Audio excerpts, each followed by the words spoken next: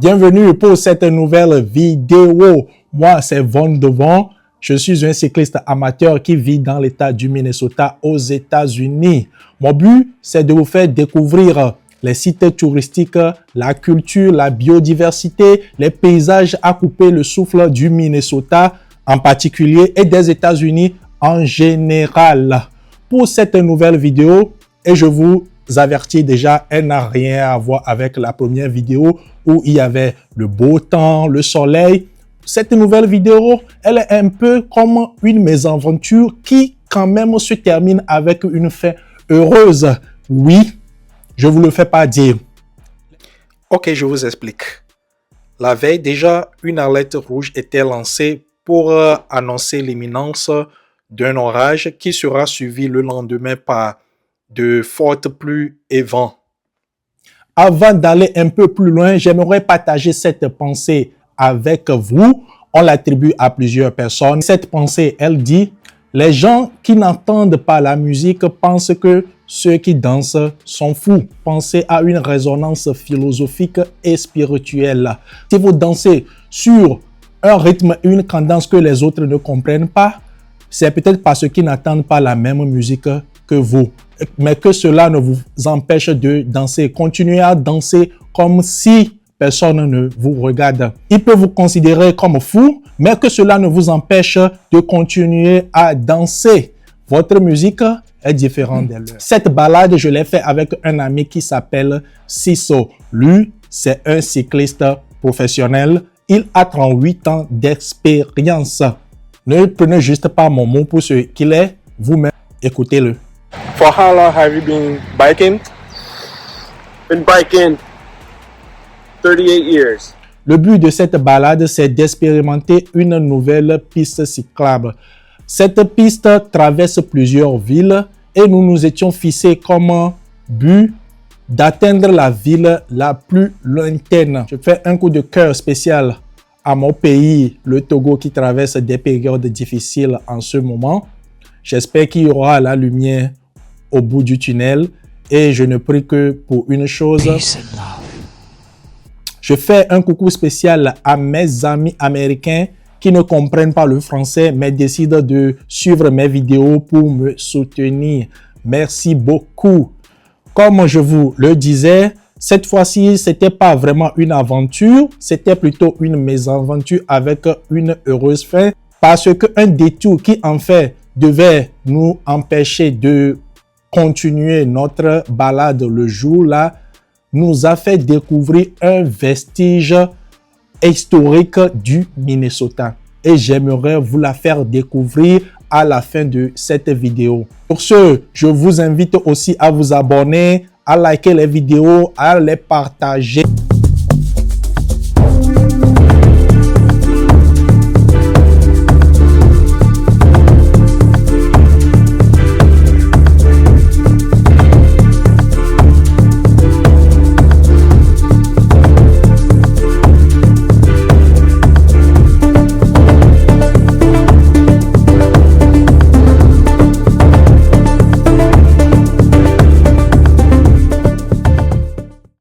Eh bien, la sortie d'aujourd'hui a commencé avec un peu d'hésitation. Le ciel était déjà gris, l'air lourd, comme si la pluie n'attendait qu'un signe pour tomber. Mais parfois, il faut simplement tenter sa chance, qu'il fasse beau ou mauvais temps. Alors, on a quand même décidé d'y aller. En arrivant au point de départ, la première chose qui a attiré mon attention n'était pas le paysage ou le sentier, mais un panneau. Ce panneau, un grand avertissement sur les effractions dans la zone. Pas vraiment le message le plus rassurant pour entamer une balade. Pendant un instant, je me suis demandé si c'était une erreur de laisser la voiture là. Mais comme souvent dans la vie, il faut reconnaître les risques et continuer malgré tout. Alors, c'est exactement ce que nous avons fait. Et en observant bien ce tableau, quelqu'un à tenir a fait savoir au monde son amour pour Saint-Paul. Donc, Saint-Paul, we love you too.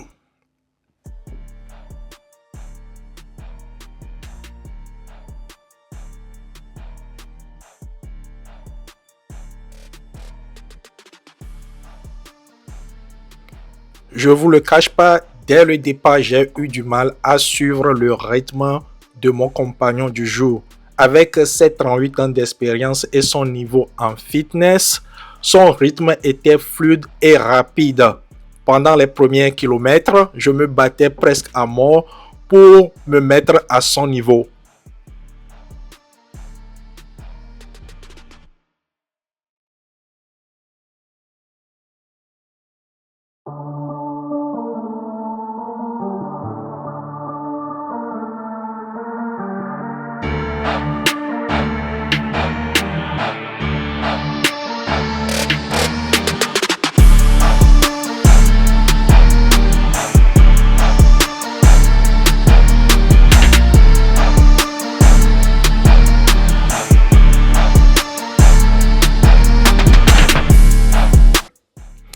Ici, nous faisons notre premier stop dans la ville nord de Saint-Paul. Juste une petite précision, la ville nord de Saint-Paul ne veut pas simplement dire la partie septentrionale de Saint-Paul. C'est carrément une ville à part entière avec sa propre identité.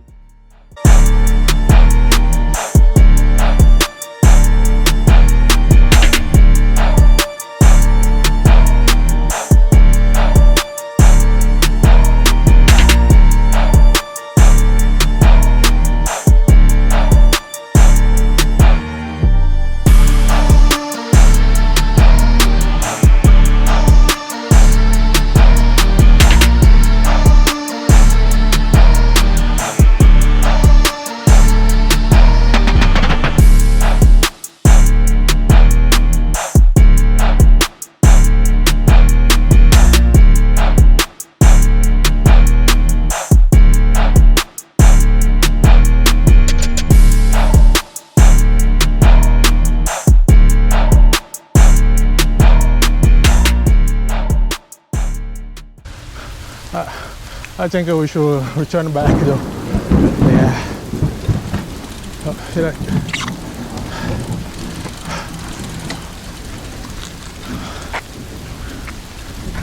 Yeah. Okay. Eh bien, si vous vous demandez ce qui s'est passé ici, elle est très simple. Les conditions météorologiques devenaient tellement chaotiques au point où j'ai pensé que pour notre propre sécurité, nous devions faire demi-tour.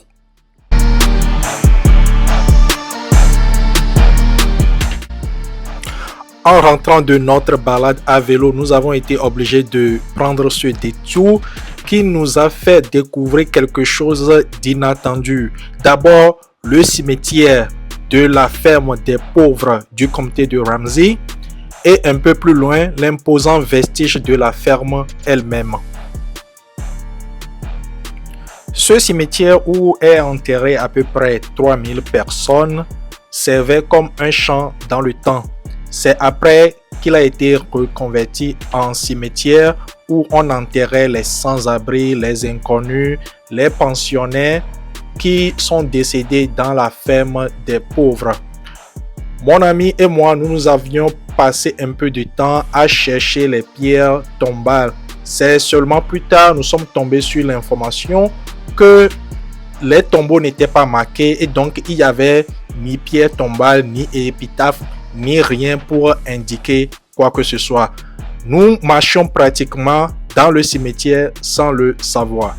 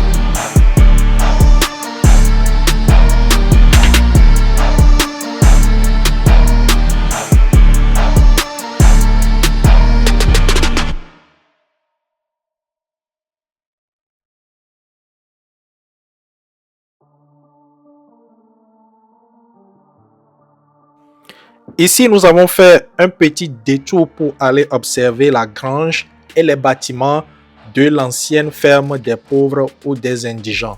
Si vous vous demandez ce que c'est que cette ferme, bon, elle est très simple. Elle fait partie d'un système d'assistance sociale du Minnesota qui a été mis en place au 19e siècle. En 1850, je pense, on lança ce programme pour offrir un toit et du travail aux plus démunis. Donc, les sans-abri, les pauvres étaient hébergés dans la ferme, travaillaient dans la ferme, gagnaient pour subvenir à leurs besoins.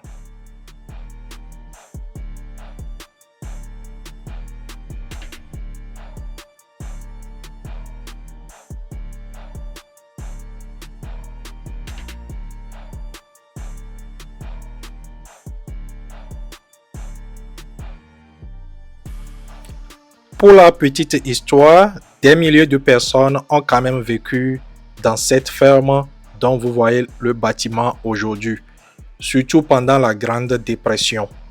La ferme accueillait 3 fois plus de résidents que prévu.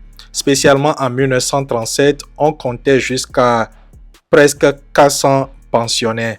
Et il y a un registre de l'époque qui témoigne de leur vie, offrant ainsi un rare regard sur ce que l'histoire a souvent laissé dans l'ombre.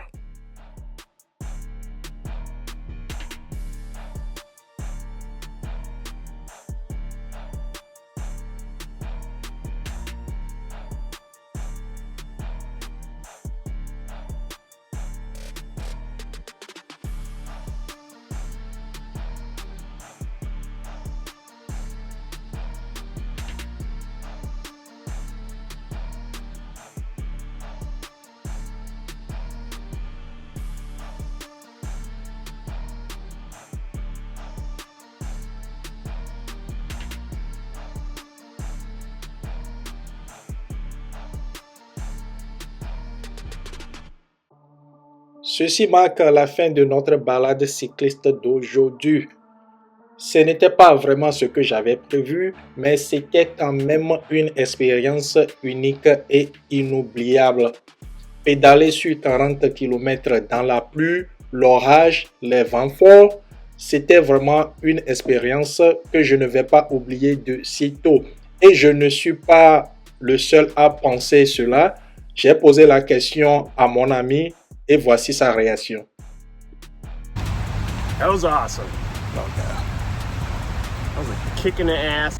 Yeah, those homeless people at work. Want to say something in French? Which word do you know in French? Parlez-vous anglais? Parlez-vous anglais? No, I don't speak French.